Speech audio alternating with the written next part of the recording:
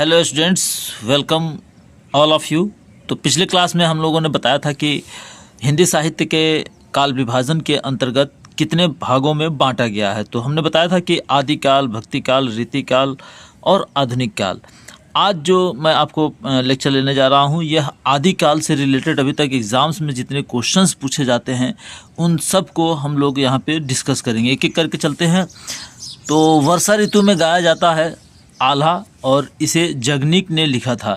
तो ये बार बार क्वेश्चन पूछा जाता है। संदेश राशक ये जो बुक है इसे अब्दुल रहमान ने लिखा था, ये आपसे एग्ज़ाम में पूछा गया है। और बिसलदेव रासो ये आदिकाल के समय की रचना है, नरपति नालह ने इसे लिखा था। वहीं एक तीसरी महत्वपूर्ण रचना है परमाल रासो जिसके लेखक जगनीक हैं। इसी जगनीक ने आल्हा का रचना किया था और इसमें इसको वर्षा ऋतु में गाया जाता है, इसलिए इसे बार बार एग्ज़ाम्स में पूछा जाता है। आदिकाल के जो रचना क्रम में अगर हम बात करें कि बौद्ध सिद्ध रचनाओं को एक जो सामने हमारे आती हैं उन्हें संध्या भाषा कहा जाता है। कारण इसका क्या है कि साधनात्मक भावनाओं को व्यक्त करने के कारण इसे संध्या भाषा कहा जाता है। साधनात्मक मतलब अगर बौद्ध और सिद्ध नाथों की परंपरा को हम उठा के देखें तो ये सब कहीं ना कहीं एक तरीके के योगा को बताते हैं, एक तरीके के आध्यात्मिक चेतना को दर्शाते हैं। तो ये सारी बातें बौद्ध और सिद्ध रचनाओं में हमें दिखाई देती हैं। विजयपाल रासो इस काल के प्रमुख कवि हैं और विजयपाल रासो नल सिंह ने इसे लिखा था। ये विजयपाल रासो विजयपाल उस समय के एक चर्चित व्यक्ति रहे हैं, इसीलिए विजय उन्हीं की स्मृति में लिखा गया विजयपाल रासो। हाँ, ये पूछा था ये कौन सी भाषा में लिखा गया। तो दोस्तों बहुत अच्छे से समझ लीजिए कि ये अपभ्रंश की रचना है। नल सिंह ने इसे लिखा है और नाम बुक का है विजयपाल रासो। चर्या गीत इसे सरहपा ने लिखा है। इसकी भी संध्या भाषा का आता है। संध्या भाषा हमने पहले बताया है कि ये क्या है संध्या भाषा, तो आपको याद होगा कि ये साधनात्मक भावनाओं को व्यक्त करने के कारण ये संध्या भाषा कहा गया है। विद्यापति बहुत ही जाने माने और चर्चित रचनाकार हैं। मैथिली भाषा को इन्होंने बहुत प्रमोट किया है और पदावली इनकी रचना का नाम है। खुसरो की पहेलियाँ अमीर खुसरो जिन्हें हिंद का तोता कहा जाता है और हिंदवी के नाम से इन्होंने लिखा है। हिंदवी उस टाइम की भाषा है, लैंग्वेज है। कीर्तिलता कीर्ति पताका यह विद्यापति की रचना है। अवहट्ट भाषा में इसे लिखा गया है। शब्दानुशासन हेमचंद्र की रचना है और यह एक व्याकरण ग्रंथ है। स्वयंभू अपभ्रंश के पहले कवि माने जाते हैं जिन्हें अपभ्रंश का वाल्मीकि भी कहा जाता है। मैं अपने सारे स्टूडेंट्स को बता दूं कि इस लेक्चर में हम उन महत्वपूर्ण प्रश्नों को कलेक्शन लेकर के आए हैं जो आदिकाल से जुड़ी हुई हैं। तो इतना पढ़ने के बाद एक अच्छा खासा आपके पास क्वेश्चंस का संग्रह हो जाएगा और ये आपके एग्जाम्स में बहुत ही ज़्यादा सपोर्टिव सिद्ध होगा। इनकी रचनाएं कौन कौन सी हैं ये आप बार बार देख लीजिए कि स्वयंभू अपभ्रंश के पहले कवि हैं। पौम चरियु रिठड़ेमी और चरियु इन्होंने लिखा है। स्वयंभू छंद ये सब इन्हीं की रचना है। पृथ्वीराज विजय ये बार बार क्वेश्चन पूछा गया है। पृथ्वीराज रासो और पृथ्वीराज विजय दोनों में अलग अलग कवियों को पूछ लिया जाता है। स्टूडेंट्स के समझ में आता है कि ये सब कुछ चंद्रवरदाई ने लिखा है। नहीं, बहुत अच्छे से समझना है कि पृथ्वीराज रासो ये चंद्रवरदाई की रचना है, जबकि पृथ्वीराज विजय ये जयानक भट्ट ने लिखा है। आदिकाल के वीर रस की रचनाओं को डिंगल भाषा का प्रयोग हुआ है और इसलिए ये पूछा जाता है। यह दो भाषाओं से मिलकर के बना हुआ है ये डिंगल भाषा। एक को बोलते हैं अपभ्रंश और दूसरे को बोलते हैं राजस्थानी भाषा और अपभ्रंश भाषा के मेल से ये जो भाषा का निर्माण हुआ उसको बोलते हैं डिंगल भाषा।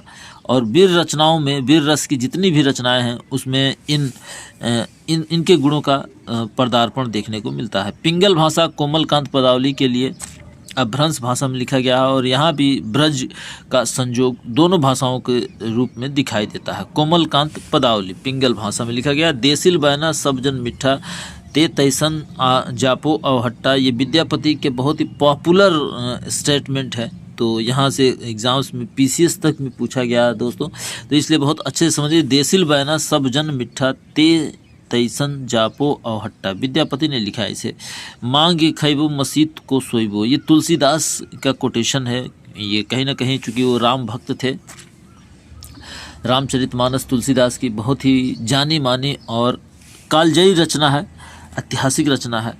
तो उसी में ये कहीं लिखा गया है कि मांग खैबो मसीत के सोइबो, मतलब हुआ कि हम मांग के खा लेंगे और मसीत को सोइबो मतलब फटे पुराने बिस्तर पर भी हम सो लेंगे। ये तुलसीदास ने इसे लिखा है। लरिकाई को प्रेम कहो अली कैसे करिके छूटत। सूरदास चूँकि कृष्ण की भक्ति में उन्होंने बहुत सारे रचनाओं को लिखा है। सुर सरावली, सुर सागर, साहित्य लहरी, ये सब सूरदास की एक से बढ़कर एक रचनाएं हैं जो आज भी कालजयी रचना के रूप में स्थापित हैं। अपभ्रंश को पुरानी हिंदी किसने कहा है, ये पूछा जाता है। तो ये चंद्रधर शर्मा गुलेरी हैं जो इन्होंने कहा है। राउल वेल रचना रोडा कवि ने लिखा है इसे।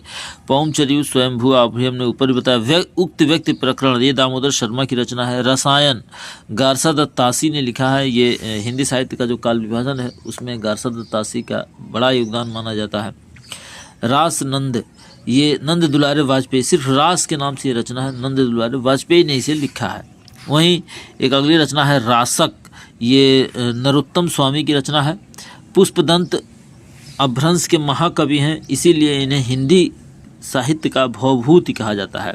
जसहर चरियू इनकी प्रसिद्ध रचना है और स्वयं को अभिमान मेरु तथा कवि कुल तिलक की उपाधियाँ लिया करते थे और उसमें इन्होंने रचना भी लिखा है।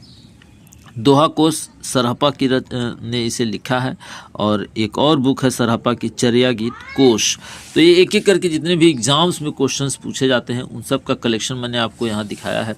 इसका अभी भी एक पार्ट बचा हुआ है तो इसको मैं यहाँ भी आज इस लेक्चर को ख़त्म करेंगे। फिर हम लोग चलेंगे भक्ति काल की तरफ। भक्ति काल से जुड़े जो भी महत्वपूर्ण प्रश्न हैं उन सब को एक एक करके पढ़ेंगे। तो दोस्तों सबसे पहले आ जाइए, यहाँ पे दिखा देता हूँ। कुवलय माला कथा ये रचना है उद्योतन सूरी की, बार बार आपसे पूछा जाता है। वहीं एक और रचना है राउल वेल, इसे रोडा कवि ने लिखा है। उक्त व्यक्ति प्रकरण अभी हमने बताया दामोदर शर्मा की रचना है ये।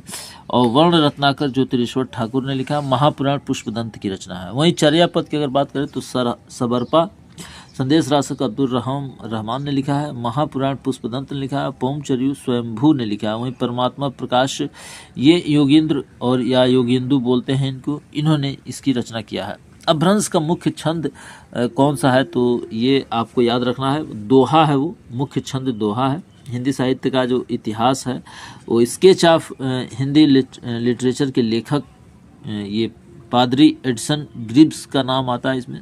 काशी नागरिक प्रचारणी सभा की स्थापना, काशी नागरिक प्रचारणी सभा की स्थापना 1893 में हुए थे। श्याम सुंदर दास ने द्वारा इसकी स्थापना की गई थी और पंडित राम नारायण मिश्र तथा ठाकुर शिव कुमार सिंह उस कार्यकारिणी के सदस्य है। फोर्ट विलियम कॉलेज ये 1800 ईस्वी में स्थापित हुआ था और इसको स्थापना में सबसे महत्वपूर्ण योगदान दिया था जॉन गिल क्रिस्ट ने। और प्रेम सागर लल्लू जी लाल की रचना है ये। उदय भान चरित इंशाअल्लाह खान ने लिखा है इसे। और रस आखेटक कुबेर नाथ राय। तो स्टूडेंट्स ये सारे महत्वपूर्ण प्रश्न थे, अलग अलग किताब और साथ ही साथ उनके लेखक और जितने भी महत्वपूर्ण प्रश्न हो सकते थे, लगभग 95% प्रश्नों का संग्रह हमने यहाँ से दिखाया आपको।